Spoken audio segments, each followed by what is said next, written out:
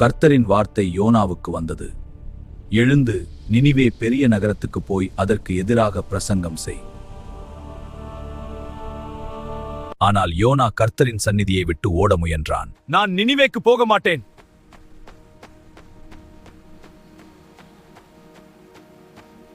YONO தார்ச்சீசுக்கு போகும் கப்பலில் ஏறினான். பயணம் நீண்டது, எல்லோரும் தயாராகுங்கள்.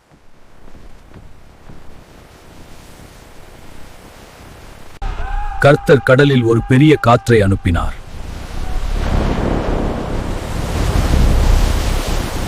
இந்த புயல் யோனாவின் காரணமாக வந்தது.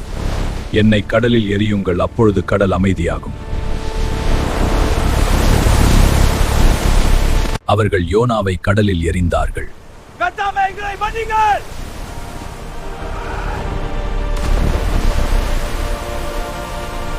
யோனாவை விழுங்கும்படி ஒரு பெரிய மீனை கர்த்தர் ஆயத்தப்படுத்தி இருந்தார். அந்த மீன் வயிற்றிலே யோனா இராப்பகல் 3 நாள் இருந்தான்.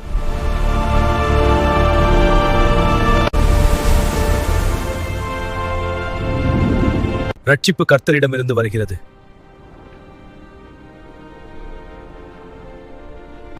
கர்த்தர் மீனுக்கு கட்டளையிட்டார்.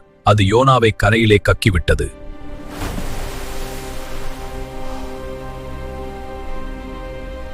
யோனா நினிவே நகரத்தில் தேவனுடைய வார்த்தையை அறிவித்தார். இன்னும் 40 நாள் நினிவே அழிக்கப்படும். இன்னும் 40 நாள் நினிவே அழிக்கப்படும்.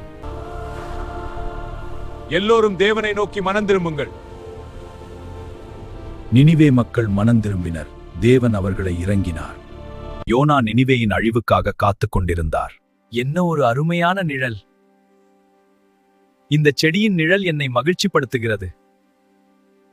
யோனா ஆமணக்கு செடி காய்ந்து போனதின் நிமித்தம் எரிச்சல் அடைந்தான். நீ இந்த ஆமணக்கு செடி நிமித்தம் எரிச்சலாய் இருப்பது நல்லதோ? நான் மரண பரியந்தமும் எரிச்சலாய் இருப்பது நல்லது. நான் உயிரோடு இருப்பதை பார்க்கிலும் சாவதே நல்லது. இந்த ஆமணக்குக்காக பரிதபிக்கிறாயே. வலதுகைக்கும் இடதுகைக்கும் வித்தியாசம் அறியாத 1,20,000 பேருக்கு அதிகமான மனுஷரும் அநேக மிருக ஜீவன்களும் இருக்கிற மகா நகரமாகிய நினிவேக்காக நான் பரிதபியாமல் இருப்பனோக. நண்பர்களே, நான் யோனா பேசுகிறேன். நினிவே ஜனல் தங்கள் பொல்லாத வழியினால் அழிந்து போவார்கள் என்று காத்திருந்தேன். ஆனால் அவர்களோ தங்கள் பொல்லாத வழியை விட்டு தேவனிடத்திற்கு மனம் திரும்பினார்கள். தேவன் அவர்களுக்கு மனம் இறங்கி அவர்களை ரட்சித்தார். இன்றைக்கும் நண்பர்களே, நம்முடைய பொல்லாத வழியை விட்டு மனம் திரும்பினால் நமக்கும் இறங்குவார்.